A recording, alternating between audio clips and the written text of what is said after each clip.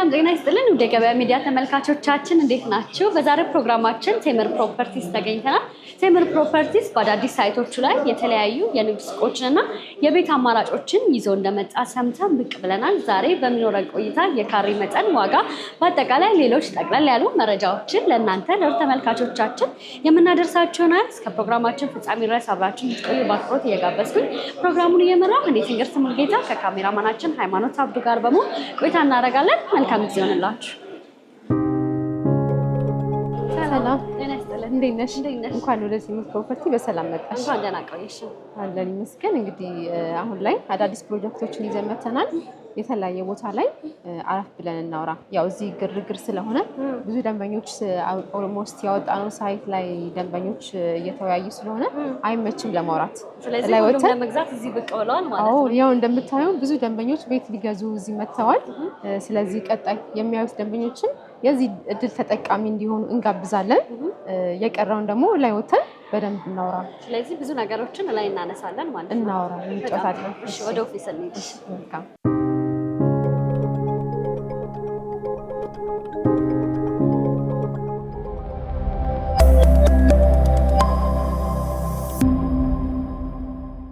ድጋሚ እንኳን ደህና መጣሽ ወደ ቴምር ፕሮፐርቲ። እንኳን ደህና ቆየሽን። ዛሬ እንግዲህ ያላችሁን የቤትና የንግድ ሱቆች አማራጮች ለደንበኞች ለማድረስ እዚህ እናንተ ጋር ተገኝተናል እና እስኪ በመጀመሪያ ራስሽን እንዲሁም ደግሞ ድርጅታችሁን አስታውቂ። መልካም እሺ።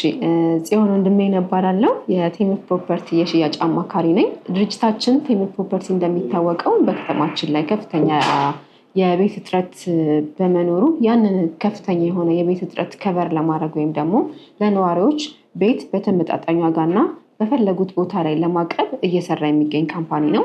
ያው ስለ ቴምር ብዙ እንዳላወራሽ ከዚህ በፊት ብዙ ተነግረዋል። ሰው ጆሮም ብዙ ደርሷል። በማስረከብ ላይ ያለ ቤቶች አሉ፣ ያስረከባቸውም አሉ። በግንባታ ላይ ደግሞ ያለም ሳይቶች አሉ። እነሱም ደግሞ በዝርዝር እናወራለን። በጣም ጥሩ። አሁን ላይ ለደንበኞች ሰርታችሁ ለማስረከብ ያሰባችሁት ሳይት የት ነው የሚገኘው? መልካም። በቅርቡ በ6 ወር ውስጥ የምናስረክበው ኃይሌ ጋርመንት እና ሱማሌ ተራ ያለው ሳይታችን አለ። ፕላስ ደግሞ አሁን ላይ ሰርተን ጨርሰን እያስረከብን ወይም ደግሞ ደንበኞች መጥተው ወደ ስማቸው ካርታቸውን በስማቸው እያዞሩ እየወሰዱ ይገኛሉ። እያስረከብን ነው። አሁን ላይም ከ6 ወር በኋላ ደግሞ እነዚህ 2 ሳይቶች ላይ እናስረክባለን ማለት ነው። ደንበኞች አሁን እነዚህን የቤትና የንግድ ሱቆች አማራጮች ቢፈልጉ ከስንት የካሬ መጠን ጀምሮ ማግኘት ይችላሉ? መልካም እሺ። አሁን ላይ በግንባታ ያለን የተለያዩ ሳይቶች ላይ አሉ። እዚህ ሳር ቤት ላይ ወደ 3 ሳይት አለን። ፒያሳ ሊሴ ትምህርት ቤት ጀርባ እዛም 3 ሳይቶች አሉን። አያት ፈረስ ቤት አካባቢና አያት አደባባይ ጋር እንዲሁም ግንባታ ላይ ያሉ ሳይቶች አሉን። አሁን ግን በሽያጭ ላይ ያለው የተወሰነው ሳይት ነው። አብዛኞቹ ሳይቶች ሽያጭ ጨርሰን ስቶክ አውት ሆነዋል ማለት ነው። ለምሳሌ አሁን ሽያጭ ላይ ያለው ጋርመንት ላይ ወደ 3 ቤት ይቀረናል። ሱማሌ ተራ ኦልሞስት 2 ቤት አካባቢ ይቀረናል። ፒያሳ ሊሴ ትምህርት ቤት ደግሞ 7 ቤት ይቀረናል። እነዚህ ባለ 3 መኝታ ናቸው። ለምሳሌ ፒያሳ ላይ 137 ካሬ እና 148 ካሬ ነው ያለን። ኃይሌ ጋርመንት ላይ 137 ካሬ ነው ያለን ማለት ነው። አሁን ግን ከረንትሊ አዲስ ደግሞ ያወጣነው ሳይት አለ። ሚክስድ ዩዝ አፓርትመንት ነው፣ ኮምፓውንድ ነው። ወደ 7000 ካሬ ላይ ያረፈ ዋና መንገድ ዳር የሚገኝ በጣም ሂውጅ የሆነ ነው። ለሽያጭ ያወጣነው ማለት ነው ሳይታችን ላይ የንግድ ሱቆችንም የቤት አማራጮችንም በአንድ ላይ ማለት ነው። ሚክስድ ዩዝ አፓርትመንት ነው። 2 ቤዝመንት አለው። G+15 ነው ሳይቱ። እስከ 5ኛ ድረስ ሱቅና ቢሮ ነው። 6ኛ የነዋሪዎች ብቻ ኮሚናል ነው የሚሆነው። ከቤቱ የሚጀምረው ከ7 እስከ 15ኛ ነው። ከ7 እስከ 13 ኖርማል ቤቶች ናቸው ያሉት። 14 እና 15 ደግሞ ፔንትሃውስ ነው ያለው ማለት ነው። እና ይሄ ቢውልዲንግ ደግሞ በውስጡ ያሟላቸው ያው ማንኛውም ሪል ስቴት ላይ እንደሚያሟላው ወይም ደግሞ ቴምር ፕሮፐርቲ ለነዋሪዎች ቤቱን በሚያስረክብበት ጊዜ በውስጡ የሚያሟላቸው ነገሮች አሉ። የከርሰ ምድር ውሃ አለው። ሊፍት፣ ጀነሬተር ይኖረዋል። 6ኛ ላይ ያለው የነዋሪዎች ኮሚናል ነው። እዛም ደግሞ ነዋሪዎች በተለያየ ጊዜ አዳራሽ ቢፈልጉ፣ ፕሮግራም ማዘጋጀት ቢፈልጉ ወይም ደግሞ ሌሎች የልጆች መጫወቻ ቢፈልጉ እዛ 6ኛ ፍሎር ላይ ለነዋሪዎች የተዘጋጀ ነው ማለት ነው። ፕላስ ደግሞ ያው እንደነገርኩሽ ድርጅታችን ቴምር ሪል ስቴት ሁሉም ሳይቶች ላይ የከርሰ ምድር ውሃ አለው። ፓርኪንግ አለው። ፓርኪንጉ ራሱ እስከ 4ኛ ድረስ በጀርባ በኩል ሳይድ ባለው ሳይድ ላይ ለብቻ ፓርኪንግ ይወጣለት ቦታ አለና ፓርኪንግን ምንም አይነት ችግር አይኖርም ማለት ነው። ሁሉንም አሚኒቲ በአንድ ቦታ የያዘ ቡልጋሪያ ላይ የሚገኝ አፓርትመንት ነው ማለት ነው። ፕሮግረሱ ምን ያህል ነው? ለደንበኞች ሰርታችሁ ለማስረከብ ያሰባችሁትስ በምን ያህል ጊዜ ውስጥ ነው? አሁን ሰርተን ልናስረክብ ያሰብነው በ3 ዓመት ውስጥ ነው ለደንበኞች ሰርተን የምናስረክበው። አሁን ላይ ኦልሞስት ቁፋሮ ላይ አካባቢ ነው ያለው። ስለዚህ ደንበኞች በ3 ዓመት ውስጥ እናስረክባቸዋለን። ያው ቴምር ፕሮፐርቲ በማስረከብ አይታማም። ይሄንን እውነት ለሚያደርገው ደግሞ ከዚህ በፊት ሰርተን ያስረከብናቸው ሳይቶቻችን ለምሳሌ የአያቱ በ3 ዓመት ነው ሰርተን የጨረስነው። ከዚህ በፊትም ያለው ሳይቶች የጋርመንቱም እንደዚሁና በሰዓታችን በጊዜ በ3 ዓመት እናስረክባለን ማለት ነው ለደንበኞች። በጣም ጥሩ። ለደንበኞች ስታስረክቡ በፉሊ ፊኒሽድ እና በሰሚ ፊኒሽድ አማራጮች ነው ልታስረክቡ ያሰባችሁት? ብዙ ደንበኞች የሚጠይቀን ጥያቄ ነውና በሰሚም በፉልም እናስረክባለን እንደ ደንበኛው ምርጫ። አብዛኛው ደንበኛ ግን አሁን እየመረጠ ያለው ሰሚ ፊኒሽ ነው እየወሰደ ያለው። ምክንያቱም የውስጥ ዲዛይኑን በራሳቸው ፍላጎት እና ምርጫ ኢንተሪየር ዲዛይን ሰርተው በፈለጉት ማቴሪያል በእነሱ በሚፈልጉት ማቴሪያል ሰርተው መኖር ስለሚፈልጉ አብዛኞች እየወሰዱ ያሉት ግን በሰሚ ፊኒሽ ነው ማለት ነው። እንደ ባለሙያ ደግሞ ከጠየቅሽኝ እኔንም ሪኮመንድ የማደርገው ሰሚ ፊኒሽ ቢወስዱና በራሳቸው ኢንተረስት ፍላጎት ቢሰሩት እመክራለሁ። ፉል ፊኒሽ ለሚፈልግ ደንበኛ ደግሞ እዛው ዋጋው ላይ የተወሰነ ማስተካከያ ይደረግበትና በፉል ፊኒሽ ለደንበኞች እናስረክባለን ማለት ነው። በጣም ጥሩ። ምናልባት እንግዲህ የተለያዩ ቦታዎች ሳይቶችን ትገነባላችሁ እና ደንበኞችን በሚመለከቱ ሰዓት የተለያየ ቦታ ሲገነባ የዴሊቨሪ ታይም ያሳስባቸዋል። እውነት ይደርሳል የሚለው የብዙ ሰዎች ጥያቄ ነው ብዬ አስባለሁ እና እናንተ ጋር የምትሰሩበት ፕሮግረስ ምን ይመስላል? የእውነትስ ይደርሳል?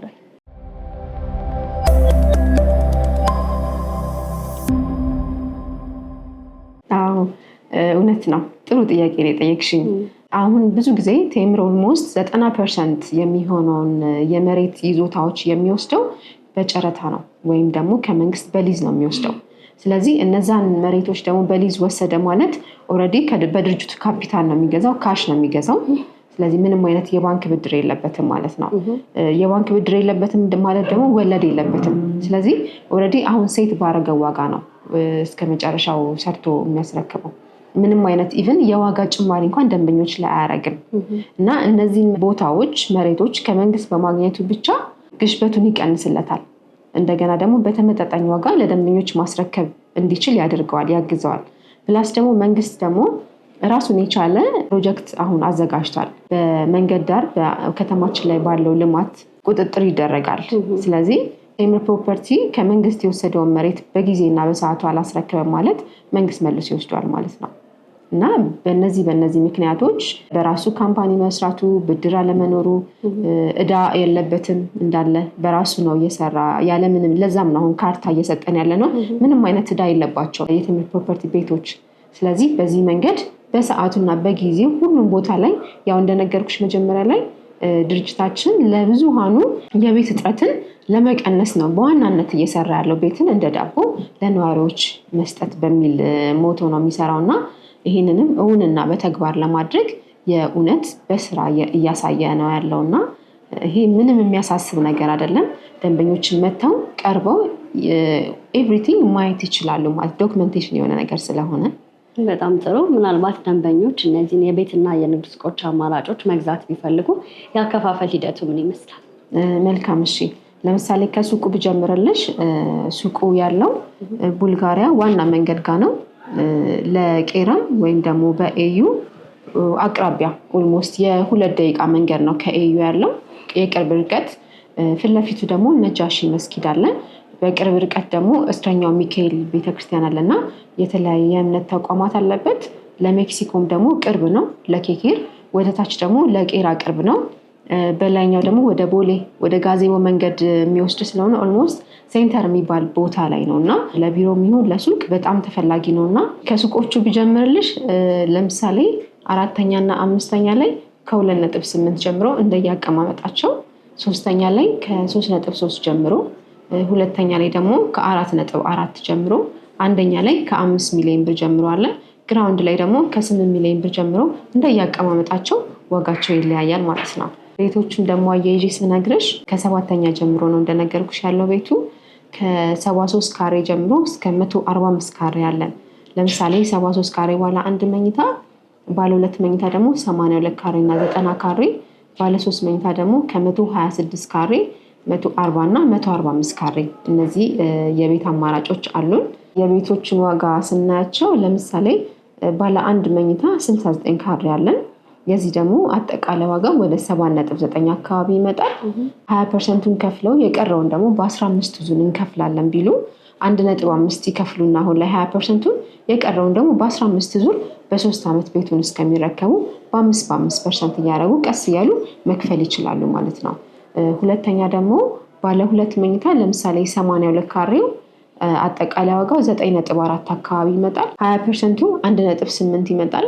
አጠቃላይ የቤቱን ሙሉ ዋጋ አሁን ላይ እንከፍላለን ለሚል ደንበኛ ደግሞ 6.6 ሚሊዮን ብር ከፍለው ያለምንም ተጨማሪ ብር ቤታቸውን መረከብ ይችላሉ ማለት ነው። ይሄ ማለት 70% ለሚከፍል 30% ቅናሽ ሰጠን ማለት ነው። እና ቴምር እንደውም ብዙ ጊዜ የሚታወቀው በዲስካውንት በተመጣጣኝ ዋጋ የቤት አሁን መሀል ከተማ ላይ እዛ አካባቢ በእርግጠኝነት የምነግርሽ ደንበኞችም ቼክ ማድረግ ይችላሉ። በካሬ 150 ሺህ ብር ነው እየተሸጠ ያለው እና ባለ አንድ መኝታ ወደ 13 ሚሊዮን 14 ሚሊዮን የሚደርስበት ሎኬሽን ነው ሰፈሩ እና በዚህ ዋጋ 1 ቤድሩም በ5.5 2 ቤድሩም በ6.6 መግዛት ማለት ደንበኞችን የእውነት ኢንቨስት አድርገው ነገ ላይ የተሻለ ዋጋ ሊያገኙበት የሚችሉበት ቦታ ነው እና ዲስካውንቱን ቢጠቀሙ ደንበኞች እናበረታታለን ማለት ነው። ለምሳሌ ደግሞ ሌላ ባለ 3 መኝታ 126 ካሬ ለሚፈልግ ደንበኛ አጠቃላይ ዋጋው 14.4 አካባቢ ይመጣል።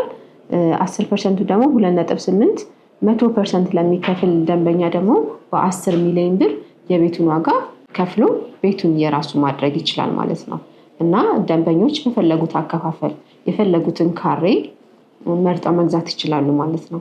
በጣም ጥሩ። እንግዲህ እንደነገርሽኝ ከሆነ መሀል ከተማ ላይ ነው የሚገኘው ሳይታችሁና ምናልባት ደንበኞች እዚህ ቦታ ላይ ኢንቨስት ቢያደርጉ የሚያገኙት ጠቀሜታ ምንድን ነው ተብሎ ይታሰባል? በጣም ጥሩ። ለምሳሌ እዚህ አካባቢ ላይ ኢንቨስት ቢያደርጉ ደንበኞች የሚጠቀሙት 3 ነገሮች አሉ።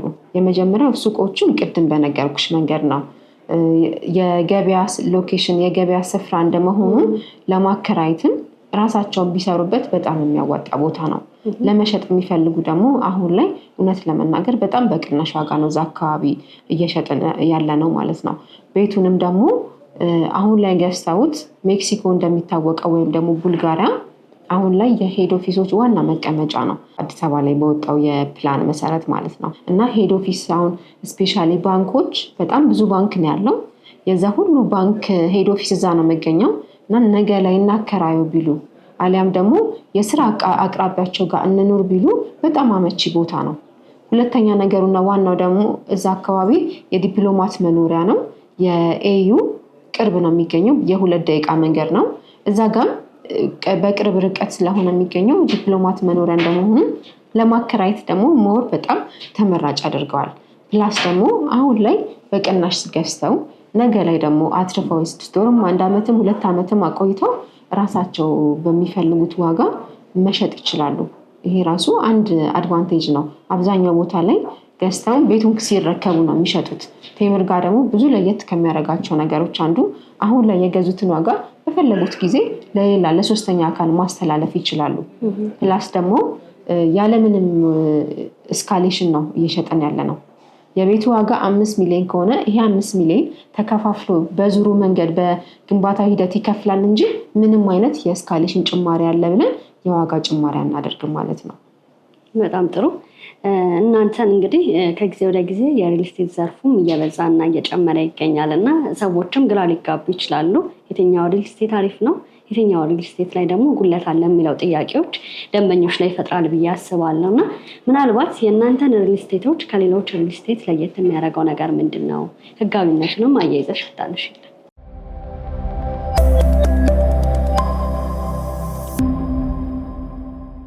ጥሩ ጥያቄ ነው።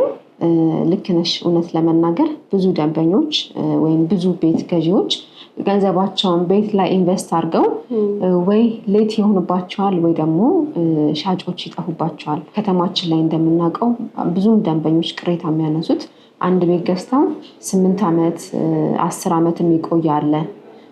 5 ዓመት ይቆያል። እንደውም 5 ዓመት ጥሩ ነው ይባላል።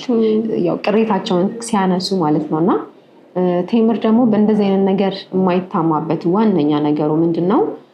አንደኛ መሬት ከመንግስት ነው የሚገዛው። ህጋዊ ናቸው ማለት ነው ዶክመንቶቹ በሙሉ። ተጨማሪ ደግሞ ቴምር ሆልዲንግ ካምፓኒ ነው። ሆልዲንግ ኢንቨስትመንት ካምፓኒ ነው አጠቃላይ የሚባለው። ስለዚህ በስሩ የተለያዩ ድርጅቶች አሉ እና እንደሚታወቀው ቴምር ፕሮፐርቲ በ8 ዓመት ውስጥ ሰርቶ ያስረከባቸው ቤቶች አሉና ስፔሻሊ ደግሞ በቅርብ በ2 ዓመት የቅርቡን ብናይ በቅርቡ የተጀመሩት ሳይቶች እንዳለ እስኬሌተናቸው ወጥቶላቸዋል፣ ጨርሰናል ማለት ነው። እና ምንም አይነት የተቋረጠ ሳይት የለም፣ የቆመ ሳይት የለም። ሁሉም ሳይቶቻችን ግንባታ ላይ ናቸው። ሌላ ደግሞ ተጨማሪ ምንድነው ቴምር የራሱ ደረጃ 1 ኮንስትራክሽን ካምፓኒ አለው።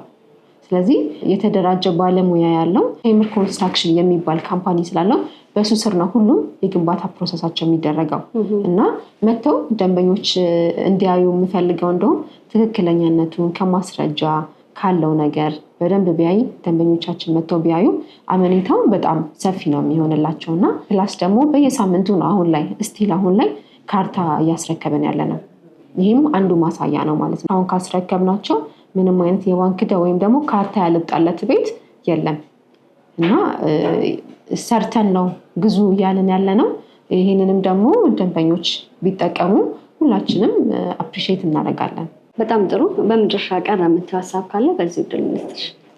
መልካም። እሺ፣ ያው ቀረ የምለው ሀሳብ ብዙም የለም። ያው አብዛኛውን ነገር ተነጋግረንበታል። ቴምር ፕሮፐርቲ በቅርቡ ዋና የሚባሉ ቦታዎች ላይ ደግሞ አዳዲስ ሽያጮችን ያወጣል።